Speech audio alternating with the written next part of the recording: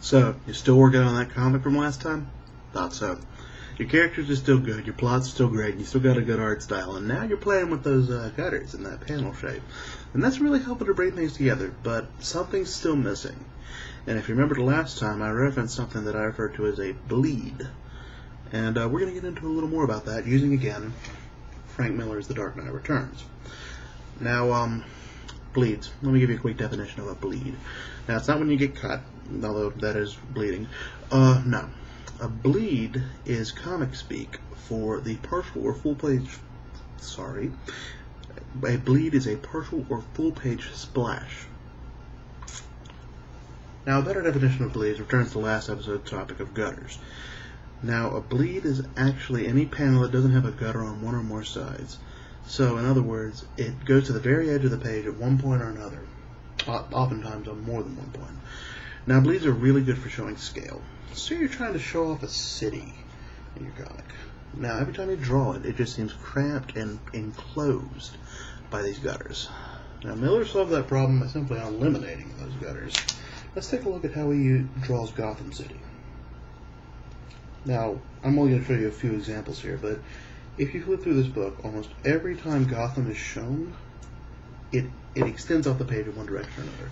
For example, here. Now, not only are you lacking a gutter up here, so you've got the sky up above, but also if you look, there is no gutter towards the inside of the page, implying the city extends off to this side. Now, I'll show you a few more examples of the city. Here, a bit more street side. You've got, that's Bruce Wayne, by the way, walking across the street, and you see people in the background, and there's no gutter here, across this side of the page, or across the bottom, which implies that Wayne has more of a path to walk here, and that his path can branch. And one more scene is again a skyline view, and similar to the last skyline I showed you, you can see that he's letting the city run off to the bottom, which kind of implies that, there's more city below the viewpoint. Now, this allows you to show the scale of what's going on. Almost every single one of these shots of the city bleeds off. It just shows how large this city is. And he doesn't just use the bleeds to show scale in cities. I'm going to have to spoil this a little bit by showing you the very last page of the comic. But, as you can see, Batman and his gang of, well, at this point, ne'er-do-wells are in a cave. And Miller has drawn a circle of light around our anti-hero, I suppose, at this point. And it's just shadows off to every other side. Obviously, there's no gutter here.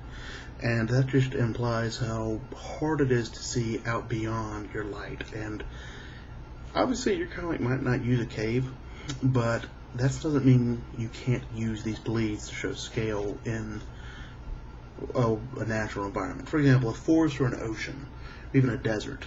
You can show how it just goes on and on and on by not bordering it with these artificial barriers of gutters. Now, in short, using a bleed can really exemplify the scale of an object by allowing it to just run off the page at some point or another. For example, like I referenced in the last episode, at one point a nuclear bomb goes off. Now, what I didn't mention was that Superman himself goes up against this nuke. As you can see on this page, that thing is one big missile.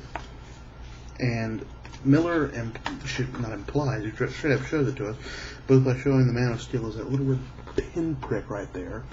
Not the one on the missile, the one but right in front of it over here.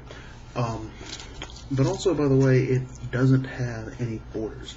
I'll flip back a page to show you this image as well of the missile. And as you can see, it can just seems to have all the sky in the world to go through.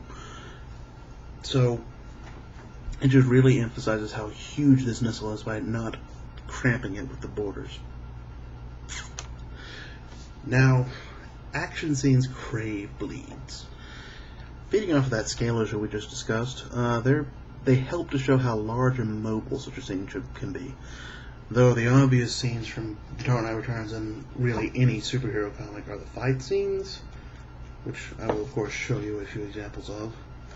Being a little bit of a spoiler here, but probably the biggest punch, or at this point a kick, in the comic is when Batman basically beats Superman. And obviously action scenes really, really crave these bleeds. And I mean, actually, that last little panel I showed you, it's the culmination of a series of pages on the Batman versus Superman fight.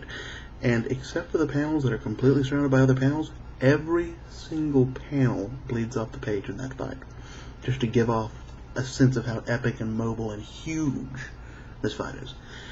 Now, I've been emphasizing fights, but that doesn't necessarily mean it has to be a fight for your action scene. And anytime you want to show the movement of a vehicle, a bleed can really help show that it's not about to run into some unearthly white wall that's just appeared in front of it. Trains, cars, planes, boats, even horses and other pack animals can benefit from this. And let's see if I can dig up a few examples. Obviously, an image I showed you last time, Batman leading the cavalry.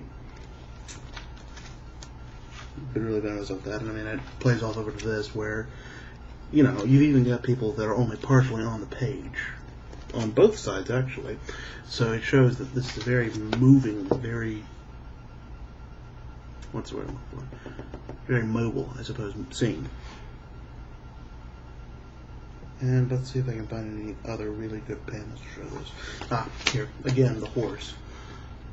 Miller really only plays with this with the horse scenes, but it's pretty, also the missile also plays into this. It's pretty effective at showing how things can move. And I know this isn't exactly as actiony. Anytime you show an overhead shot, especially when you've got people moving, say a crowd scene in a city, bleeding it off the page in at least one direction really helps show the reality of the scene and how humans just move, especially in crowds.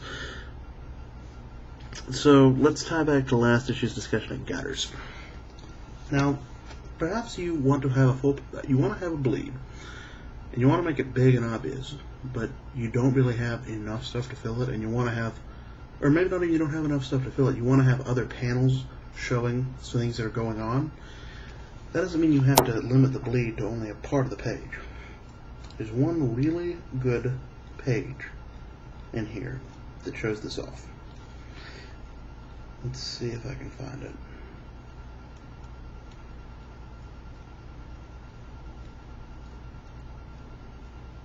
Here we go. Here we go. Now, in this scene, oh, I'm sorry, that was not the right scene.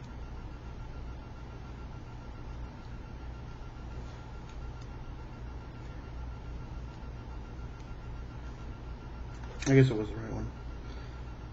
My apologies. In this scene, we've got the Batmobile, which is at this point more of a tank. And Miller has chosen to show us the cockpit of the Bat tank here. And he's showing us the dark interior by letting it bleed off all across the page. And it's overwhelming the gutters. And it allows us to see both the dark nature of the inside of the tank and the fact that Batman, the Dark Knight, has gotten darker in his methods over the years. But it also shows that things are going on around him. It's not just him sitting in a tank. It's showing the action that's still going on. But the black gutters that that Miller uses on the page really reflect on the dark cockpit of the vehicle. And in a similar way, any shot that uses such a bleed gutter combo will reflect the surroundings of the action going on in any of the smaller panels. So let me give you the short and skinny on bleeds. Use them widely to depict scale, motion, and ambiance.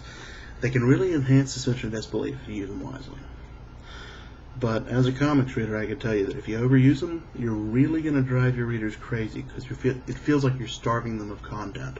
Because like I discussed earlier, you only get about 32 pages in an issue, and if 5 of those are full-page spreads, you're really going to make your readers upset. And it can really break suspension of disbelief when you're just seeing portrait after portrait after portrait, as opposed to seeing people doing actions in a comic. They're a tool to be used sparingly, so you don't overwhelm or annoy your reader, but they're a very valuable tool. So use them carefully, and you'll really see some beauty there. So thanks for watching. Now, make sure my email is up on that side so you can send in any questions or comments you have. And next time we will be taking a look at some of those viewer responses, and perhaps I'll be able to answer some questions. Thanks.